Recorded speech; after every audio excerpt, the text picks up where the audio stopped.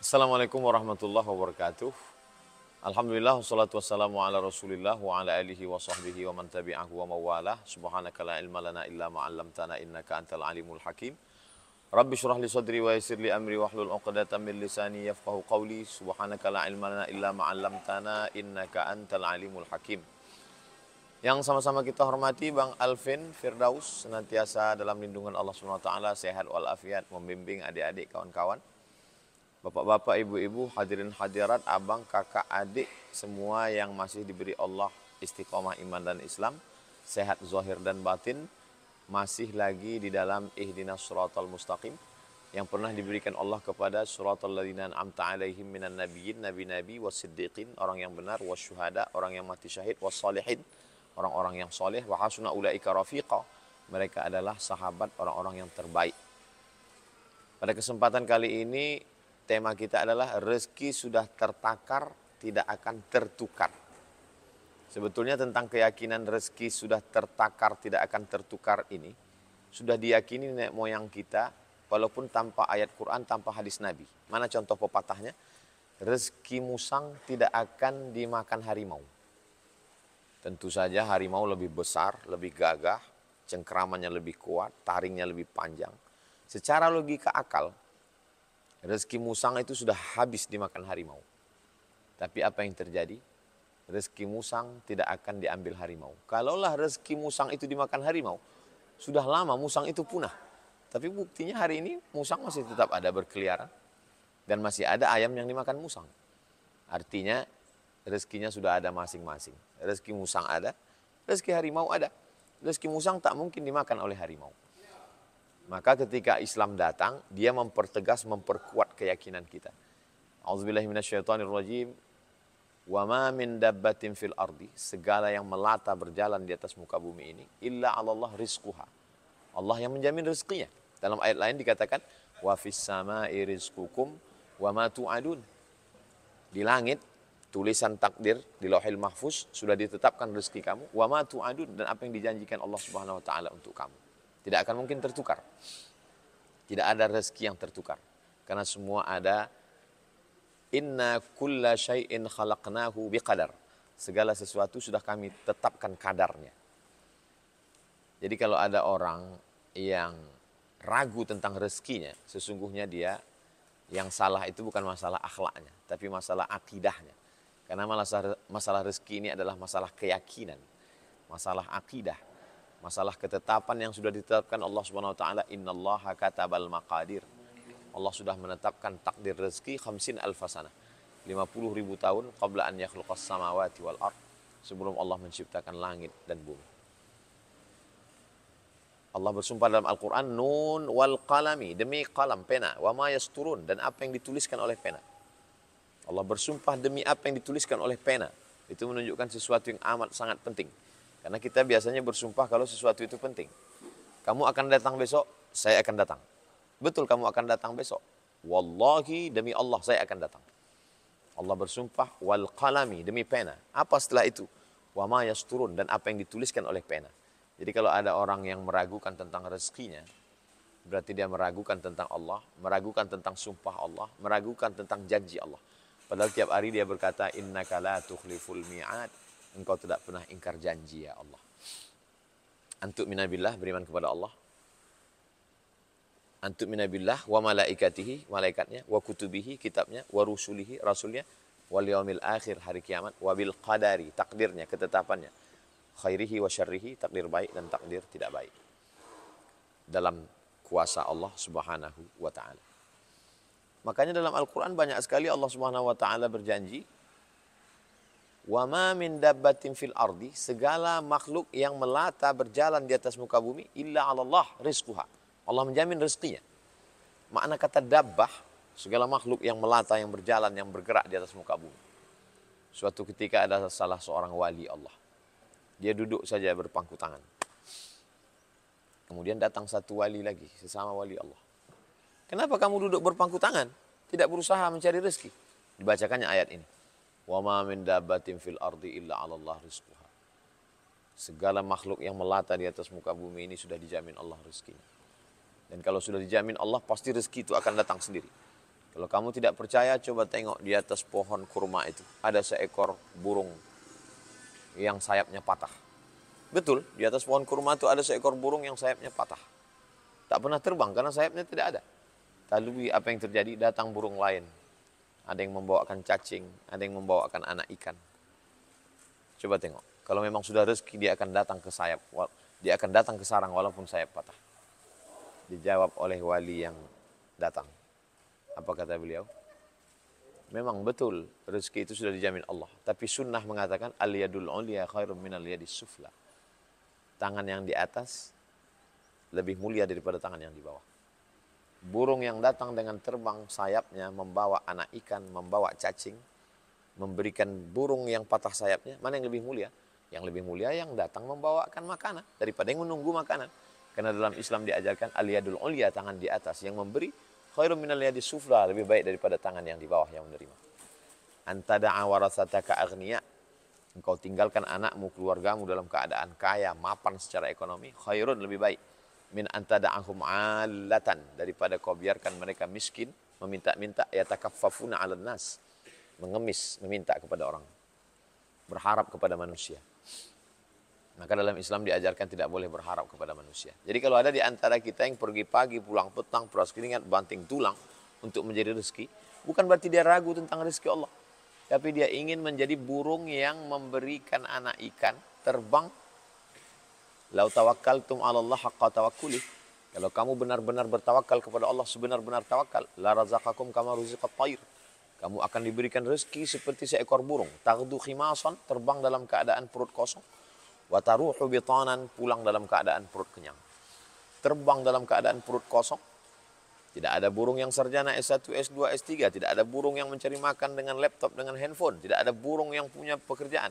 Dia terbang dalam keadaan perut kosong hanya dengan membawa cekernya dan membawa paruhnya. Setelah itu dia pun pergi ke hutan, ke laut, mengangkap ikan. Dia berada di atas awan dengan sayapnya. Rezekinya ada di dalam ikan yang ada di dalam air. Dua tempat yang berbeda. Yang satu di atas awan di udara, yang satu di dalam air. Tapi dia menggunakan itu sehingga dia dapat. Setelah dapat dia pun membawa ke tempat yang lain. Ada yang diberikan kepada anaknya, ada yang diberikan kepada burung yang tidak bisa terbang, ada yang diberikan setelah dia makan cabik-cabik, kepalanya dia tinggalkan, daging tulangnya dia tinggalkan, dimakan oleh serangga. Sehingga dia berbagi kepada makhluk yang lain. Jadi orang yang menggunakan potensi dirinya jauh lebih mulia daripada manusia yang berpangku tangan. Tidak mau berusaha. Tapi setelah kita berusaha optimal, kita yang mengambil bambunya, kita yang memasang tari kail mata pancingnya, kita yang meletakkan mengikat pancingnya, kita yang meletakkan cacing umpannya, anak kataknya, kita meletakkannya di tepi danau, di tepi sungai. Bismillahi tawakkaltu 'ala Allah la haula wala quwata illa billah. Setelah kita usaha, kita letakkan, kita pun berdoa, Allahumma rzuqni rizqan halalan thayyiban mubarakan fih. Berikan aku rezeki yang halal dan barakah. Setelah itu kita serahkan kepada Allah Subhanahu wa taala. Kalau dapat, berarti itulah takdir baik kita. Kalau tidak dapat, berarti Allah ada rencana lain yang lebih baik untuk kita. Ternyata 5 mata kail pancing yang dipasang. Pasang satu mata kail pancing, hilang cacingnya. Pasang satu lagi, hilang benangnya. Lihat satu lagi, hilang umpannya. Yang 2 lagi, hilang sama-sama gagang pancingnya, hilang sama bambunya hilang. Ternyata Allah punya rencana yang lebih baik. Hubungan kita dengan Allah itu dibangun dengan 2 dasar. Yang pertama, husnuzon kepada Allah. Kita tidak memaksa Allah untuk ikut. Kita dari rumah berkeinginan untuk dapat ikan besar. Ikan baung yang besar. Segini panjangnya. Lalu kita paksa Allah untuk ikut kemauan kita. Setelah sampai di situ ternyata tidak dapat, lalu kita marah-marah. Marah tidak menyelesaikan masalah. Usaha sudah, ikhtiar sudah, berdoa sudah, tawakal sudah, husnuzon kepada Allah. Dapat, berarti ini yang terbaik. Tidak dapat, berarti Allah punya rencana lain. Pulang ke rumah, sampai di rumah, ternyata ada orang yang mengantarkan, baru saja pulang. Orang baru mengantarkan gulai ikan 1 mangkok. Ternyata rencana Allah kita tidak dapat ikan mentah. Kita dapat ikan matang. Kan tidak selamanya begitu Pak Ustadz. Itulah makna sabar. Walanabluwannakum bisyai'im minal khauf, kami uji kami dengan rasa takut, rasa cemas, tidak makan, tidak dapat rezeki. Wal ju', rasa lapar. Wa naqsim minal amwal, kurang harta. Wal anfus, mati, sakit, menderita. Was samarat, kurang buah-buahan, paceklik, kemarau berkepanjangan, hujan tidak turun. Wa basyiris sabirin, berikanlah kabar gembira kepada orang yang sabar. Innama yuwaffas sabiruna ajrahum bighairi hisab. Orang yang sabar itu diberikan Allah balasan bighairi hisab, unlimited, tak dapat dihitung dengan apapun. Kalau kita dapat ikan, Allah ingin menguji kita syukur. La in syakartum la azidannakum. Kalau kita tidak dapat ikan, Allah mau menguji kita dengan sabar.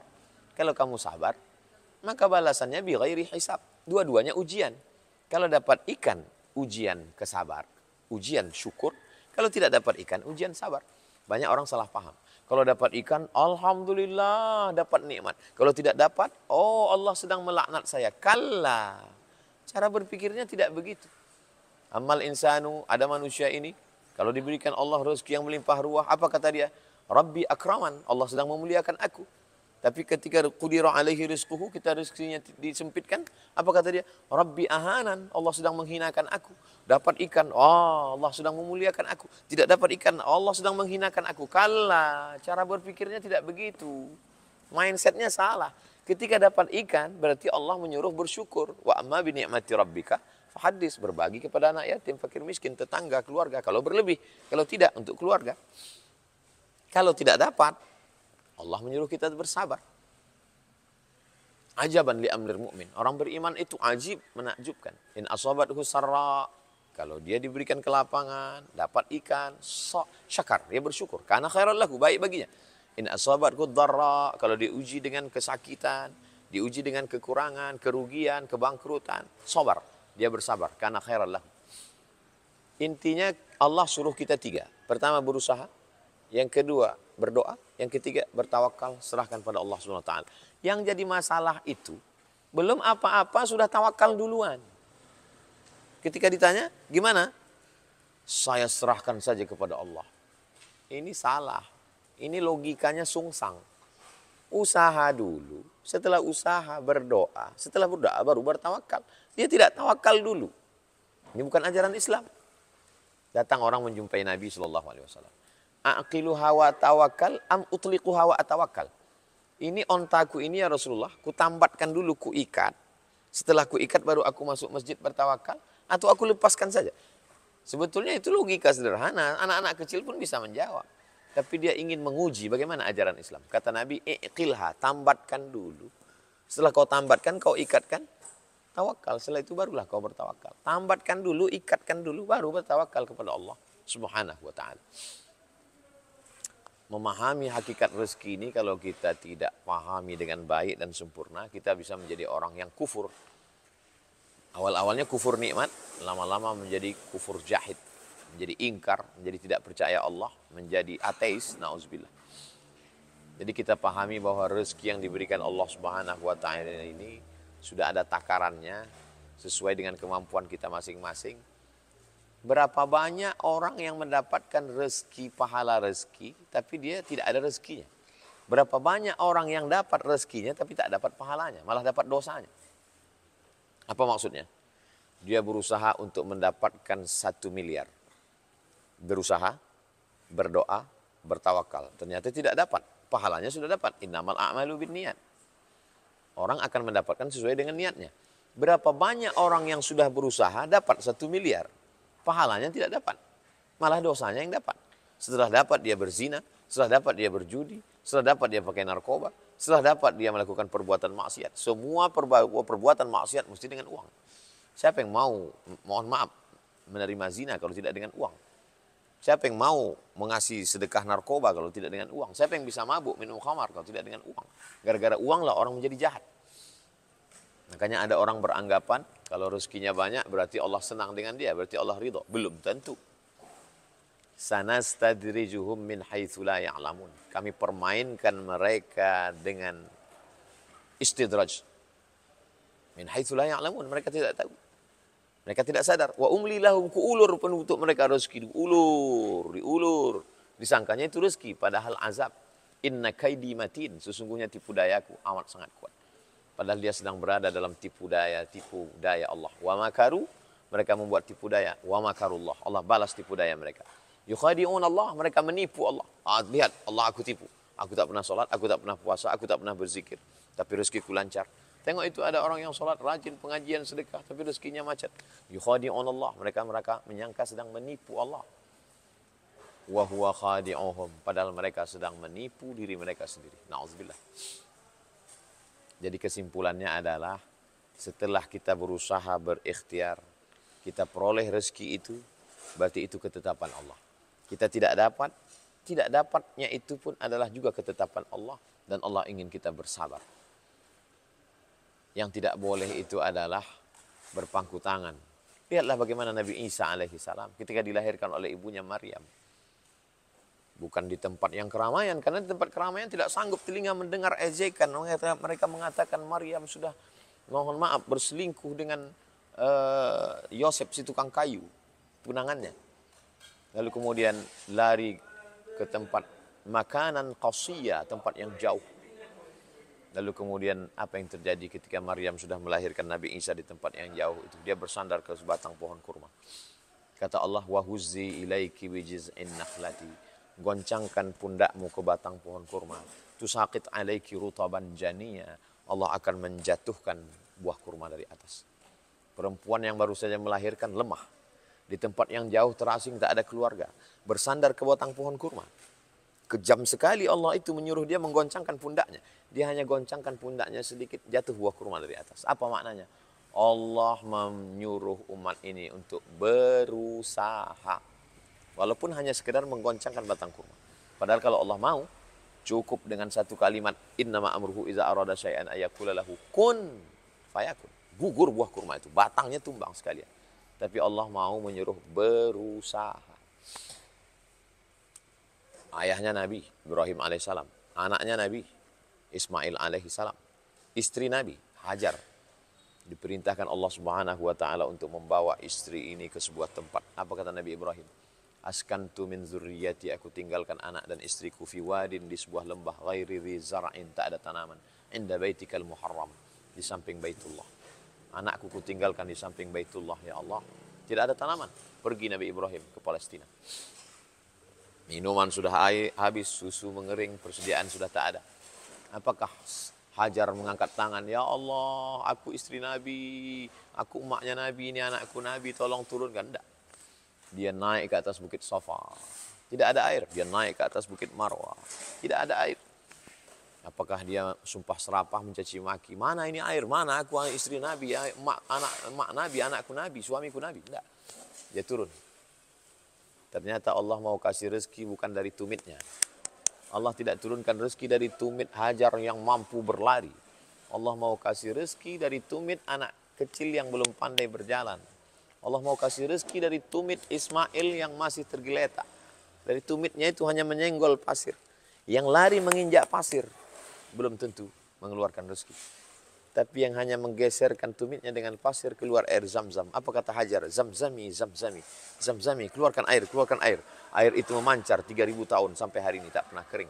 Kita membaca doa minum air itu, Allahumma inni as'aluka ilman nafi'an wa rizqan wasi'an wa shifaan min kulli da'in wa saqamin bi rahmatika ya arhamar rahimin. Begitulah kalau Allah mau memberikan rezeki. Kenapa tidak langsung saja dibuat air itu memancar? Kenapa mesti berlari dulu ke atas bukit Safa, ke atas bukit Marwah? Itu semua tak lain tak bukan adalah Allah ingin mengajarkan ada usaha ikhtiar. Ada rezeki yang dicari, ada rezeki yang diberi. Ada rezeki muktasab, ada rezeki mauhibah. Yang muktasab yang dicari belum tentu dapat. Yang diberi pasti dapat. Dicari oleh Hajar tidak dapat, tapi diberi oleh Allah pasti dapat, walaupun dari tumit. Tapi jangan cerita ini dipotong. Yang jadi masalah ini adalah cerita Hajar naik ke Safa ke Marwahnya dipotong.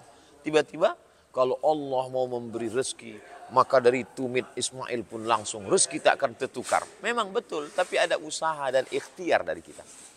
Makanya keluar dari masjid itu kita berdoa, Allahumma inni as'aluka min fadlik. Beri aku rezekimu.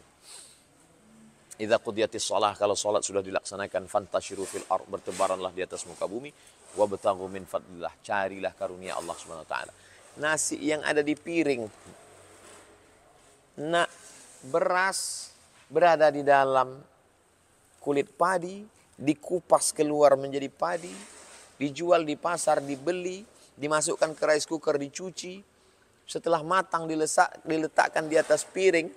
Kalau hanya sedar dilihat, dimukakan mulut, tak akan masuk ke mulut. Mesti ada usaha untuk menyendoknya, untuk memegangnya. Allahumma barik lana fima razaqtana wa qina azabannar. Masuk. Tapi kalau tak rezeki, yang sudah masuk ke dalam mulut pun berapa banyak, rupanya terlalu panas, malah keluar. Maka tentang masalah rezeki ini, tidak ada kunci lain kecuali 3. Ikhtiar, al-kasbu, usaha, sama. Itu 3 bahasa yang berbeda. Al-kasbu, wal-ikhtiar, usaha. Setelah itu kita banyak berdoa kepada Allah. Setelah berdoa, setelah itu lalu kita kemudian bertawakal. Serahkan kepada Allah Subhanahu wa ta'ala. Husnuzon kepada Allah bahwa Allah punya rencana yang terbaik. Dan poin yang paling penting adalah Islam. Apa itu Islam? Nama sifatnya Islam, orangnya Muslim. Muslim artinya kepasrahan yang sepenuhnya kepada Allah. Seperti pasrahnya Maryam di tempat yang jauh sampai akhirnya buah itu jatuh. Seperti pasrahnya Hajar setelah lari dari Bukit Safa dan Marwah, pasrah. Berapa banyak keinginan-keinginan kita terwujud setelah setahun, 2 tahun, 30 tahun baru berdatangan dia. Tentu di antara kita lama hidup banyak dirasa, jauh berjalan banyak dilihat, macam-macam pengalaman hidup kita. Mungkin ada bapak, ibu, abang, adik, kakak yang mungkin umurnya lebih muda dari saya, tapi pengalaman hidupnya lebih banyak. Berapa banyak keinginan-keinginan kita terwujudnya di saat kita sudah tak ingin lagi. Kalau saya ceritakan bagaimana keinginan-keinginan saya, ingin ini, ingin itu. Terwujudnya setelah saya sudah tak ada rasa lagi untuk mendapatkan itu. Karena menurut ilmu Allah, kalau ku kasih ke engkau di usia ini, nanti kau angkuh Abdul Somad, nanti kau sombong. Kuberikan engkau menurut timing yang tepat. Anak umur 5 tahun mau minta pisau. Minta pisau, enggak dikasih sama ibunya. Kenapa? Karena pegang nanti akan memotong urat nadi, memotong leher. Nanti setelah remaja, dewasa baru kasih pisau. Mau pisau? Enggak mau lagi. Kenapa? Untuk apa? Kata dia. Waktunya udah tidak mau lagi. Begitu juga Allah berikan itu menurut ilmu Allah, bukan menurut ilmu kita. Yang salah itu adalah kita memaksa Allah untuk mengikuti kemauan kita, kehendak kita. Jadi jangan gara-gara rezeki sudah tertakar, tidak akan tertukar. Lalu kemudian kita jadi malas memahami ini, menjadi apatis. Jangan, pahami dengan baik. Sesuai dengan yang saya sampaikan, pahami dengan baik, renungan dengan baik, amalkan dengan baik. Maka insya Allah, Allah akan memberikan yang terbaik buat kita. Intinya kita tetap berusaha, yang selama ini dagang, bisnis, terus berusaha. Yang selama ini bertani, menanam kelapa sawit, menanam karet, menanam tebu, menanam pisang, terus berusaha. Setelah berusaha tiap malam berdoa kepada Allah, berhasil seperti yang diinginkan, bersyukur, zakat, wakaf, infak, sedekah, Allah akan memberikan pahala syukur. Ternyata dimakan ulat, padinya busuk, karena hujan tidak berhenti-berhenti, es yang mau dijual mencair. Sesungguhnya Allah ingin berikan kita pahala dari pintu yang lain. Namanya pintu sabar. Kedua-duanya ujian, kedua-duanya baik, kedua-duanya adalah bernilai ibadah di hadapan Allah Subhanahu wa ta'ala. Dengan kajian kita pada kesempatan ini diharapkan kita semakin semangat untuk berusaha, kita semakin semangat untuk berdoa, semakin semangat untuk bertawakal, semakin membersihkan hati untuk husnuzon kepada Allah, dan semakin tunduk dan pasrah kepada Allah. Kalau dapat, semakin menjadi orang yang bersyukur. Kalau tidak dapat, menjadi orang yang bersabar. Berkah selalu, sukses dunia akhirat. Allah berkahi rezekinya, Allah berkahi kehidupan ekonominya. Allah lapangkan, dan disitulah Allah akan berikan pertolongan-pertolongan. Nasrun minallah wa fathun qarib. Hasbunallah wa ni'mal wakil. Ni'mal maula wa ni'mal nasir. Wa la hawla wa la quwata illa billahil aliyil azim. Keberkahan selalu menyertai kita. Selalu istiqomah dalam iman dan Islam. Berbuah husnul khatimah. Sukses dunia akhirat. Tebarkan kebaikan-kebaikan. Jangan egois hanya mendapatkan kebaikan sendiri. Doakan kawan, sahabat, teman. Ajak, doakan, mintakan kepada Allah. Berkah selalu, sukses. Assalamualaikum warahmatullahi wabarakatuh.